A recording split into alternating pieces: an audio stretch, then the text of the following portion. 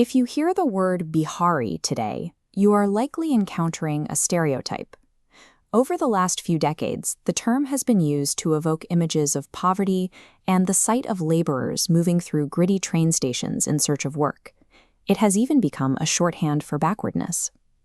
Yet the very people who use the term as a slight are often operating within systems of governance, mathematics, and religion that were drafted on this specific soil. For 3,000 years, beginning with the Neolithic settlement at Charand and stretching through the Gupta era, Bihar functioned as the primary center of gravity for the subcontinent's wealth and philosophy. This long historical footprint was obscured by a recent 50-year eclipse, a period of economic and social turmoil that temporarily erased thousands of years of achievement from the public consciousness. To understand the trajectory of modern India, we must examine how its oldest engines stalled in the dark and identify the exact mechanisms pulling it back into the light today. The geography itself mandated Bihar's rise. The northern banks of the Ganges hold a thick band of premium alluvium soil.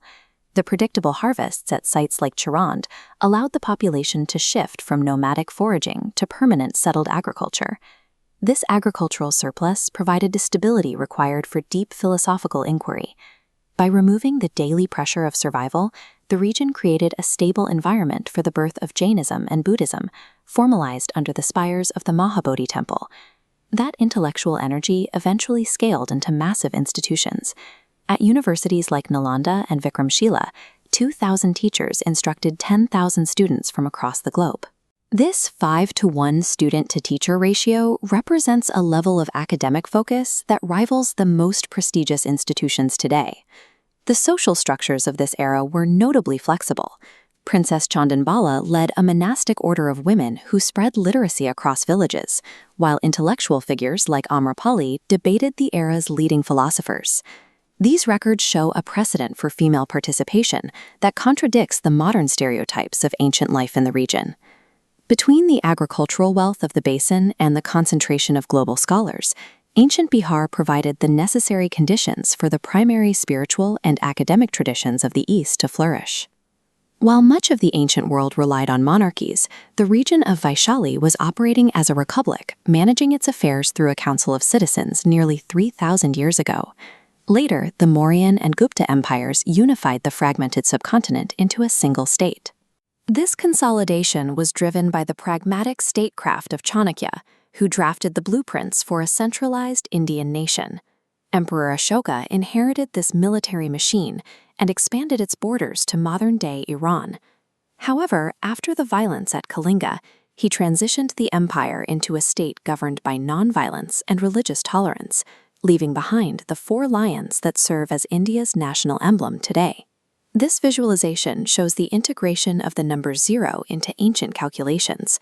During the Gupta era, the mathematician Aryabhata formalized the concept of 0, providing the syntax required to calculate planetary orbits and the circumference of the Earth centuries before European astronomers.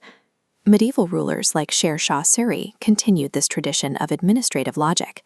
In just 5 years, he established a modern postal system, laid down the Grand Trunk Road, and introduced the silver currency that would become the rupee. The foundational components of the modern Indian state, its currency, its primary infrastructure, and its national symbols, were all drafted in Bihar. In the 20th century, that political energy turned against colonial rule. In 1917, Mohandas Gandhi launched his first satyagraha in Champaran, using the region as a testing ground for the nonviolent resistance that ended British rule. But the state suffered immense physical setbacks. The 1934 earthquake leveled entire urban centers, destroying critical infrastructure and leaving the region's economy buried under rubble. Following independence, the political environment grew volatile. In the 1970s, Jayaprakash Narayan launched the Total Revolution from Patna, mobilizing millions to challenge authoritarianism and protect the democratic process.